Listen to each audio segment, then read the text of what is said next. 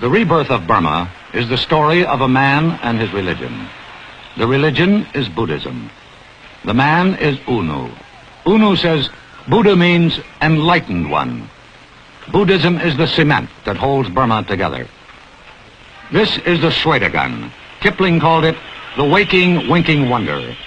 Because this 326-foot pagoda, built before the birth of Christ, is annually encrusted by thousands of pieces of gold leaf, plastered on as offerings by pilgrims. But as Unu told reporter Niven, it is not by this pyramid of guilt that the new Burma will be built. Unu, what are those men doing high up on the pagoda? This needs a bit of explanation, you see. As a matter of fact, these concern more with the mundane affairs, you see, than with the religious affairs. Because when a man is sick, or when a man is demoted, or when a man is suspended, you see, from his job, he consults a fortune teller because he believes, you see, that he is suffering from ill luck. So in order to counteract that ill luck, he offers gold leaf to the pagoda, which he believes will bring some merit, which can counteract, you see, the ill luck which he is suffering from. The person who pours water on an image of the Buddha is doing the same thing. Is doing the same thing, yes. But these are only superficial gestures. Very superficial, very superficial. The real thing that matters, you see, is nothing but the meditation which can deliver one, you see, from all suffering. Could you tell us a little about that, Unu? I must tell you something from my own experience. I was born a Buddhist, so I became a Buddhist. And to tell you the truth, I was not a Buddhist in the true sense of the term till very recently. I was very much attracted to Buddhism, I mean genuinely attracted to Buddhism, only after I have learned that the truth of Buddhism can be tested. Lord Buddha said quite boldly, you must not believe anything which you cannot test yourself. And he also said that a person will go through 4 stages in this very life, not in the life hereafter. And when a person has gone through one of these stages, the mental transformation of that person will be so complete that it will give him enough conviction and faith to make him a genuine Buddhist. These words very much attracted me towards Buddhism. So I tried it myself, and not all of what Lord Buddha had said. A portion, because due to lack of time, as you know, I cannot possibly try all what he had said. And I had tried some portion of it, and I found that to be true.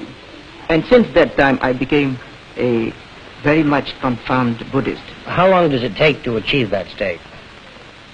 About a month. Of more or less constant meditation?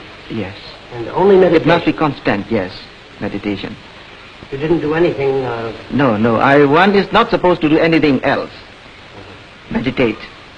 In a monastery, sir? Yes, in a monastery. Not necessarily in a monastery. You can do it at home, so long as it is a quiet home. Could you describe the state which one reaches at the end of this? Is the word serenity or confidence or? It is quite definite, you see. It is not a vague thing. It is very clear.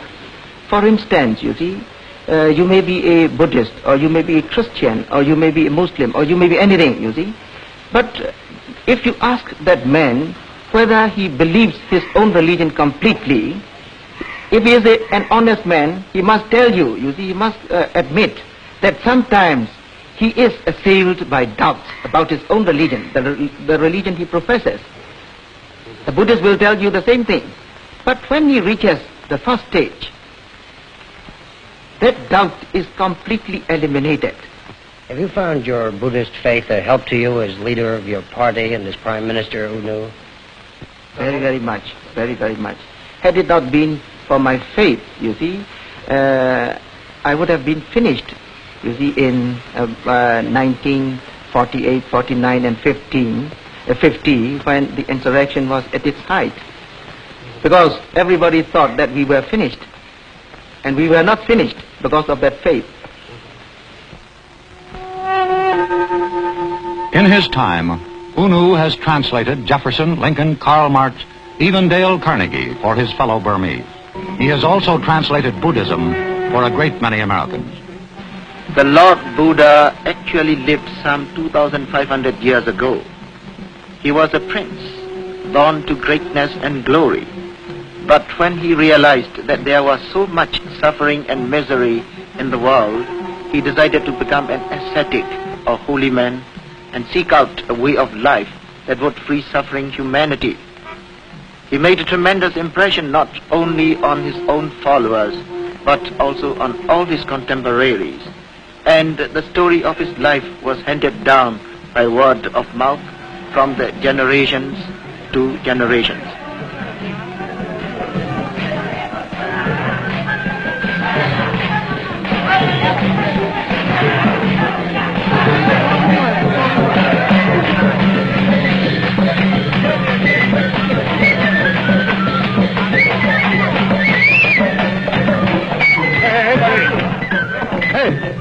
When Unu was a boy of 10, he received his first formal indoctrination in the concept of Buddhism with the Shinbu ceremony, just as this boy and every Burmese male have been doing for centuries. Unu explains that this is not to glorify a god, but an ideal. The distinguishing feature of Buddhism is to be found in the practice of Buddhist doctrine. This involves the exercise of a rigid personal discipline designed to attain a serenity of mind, which in turn will lead to a way of escape from suffering and distress. In all countries there is a desperate longing for peace, but peace, like war, begins in the minds of men. Many people throughout the world are beginning to realize this.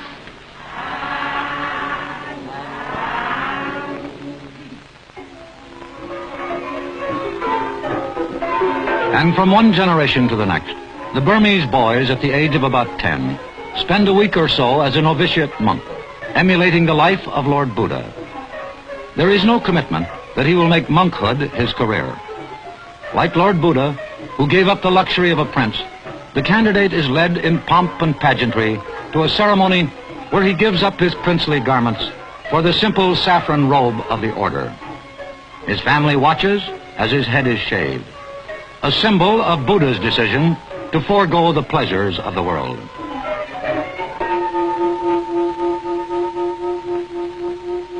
The boy will live with the older monks in poverty and simplicity for at least a week, and if he chooses later on, for the rest of his life. For this week, his only possessions will be his robe, a needle, a string of beads with which he counts while meditating, a razor to shave his head with, a strainer to strain insects from his drinking water, lest he inflict suffering on any living thing, and finally, his begging bowl.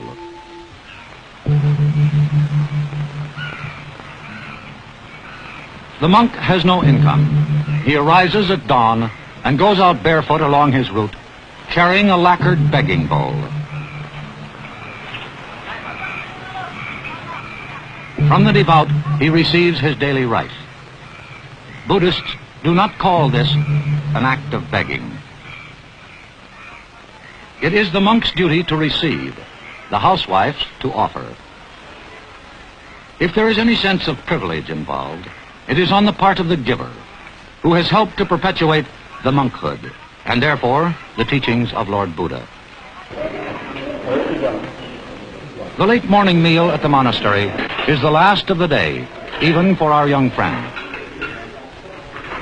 The monk cannot take any sustenance, not even tea or coffee, after 12 noon. The rest of his day is spent in studying and above all in meditation, which is the only real road to nirvana or ultimate purification.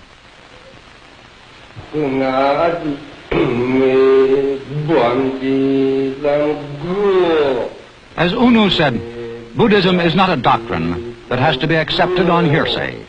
It can be tested by anyone and rejected, or if at the age of 20 the young Burmese wishes to go on to ordination as a full-fledged monk, he can do so. Parts of the ceremony are read from lacquered strips of bamboo. The language is Pali, comparable to Latin in Catholicism. He is asked, "Are you a free man? Have you come with the permission of your parents? Have you any diseases? Are your alms bowl and robe complete?"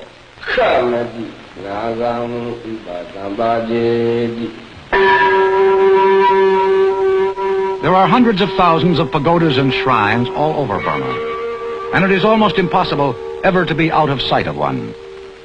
Americans are somewhat too inclined to think of Buddhism principally in terms of the ornate temples at Mandalay and Pagan and Moulmein, and the elaborate water procession at Inlay Lake with its unique and world-famous leg growers. But as Unu points out, I think there is something very romantic about you Americans. Buddhists do not worship any idols. The image of the Lord Buddha symbolizes his teachings and his example, for which Buddhists have profound reverence. In much the same way, I think the cross, and for Catholics, the image of the Virgin Mary and the images of various saints, symbolizes for Christians the teachings and example of Christ. Anyone can become a Buddha if he practices the teachings of the Lord Buddha with sufficient diligence. We have great reverence for the Lord Buddha because he showed us the way to mental serenity. It is this reverence that we show when we kneel before his image, or making offerings of flowers, or burn incense in the pagodas.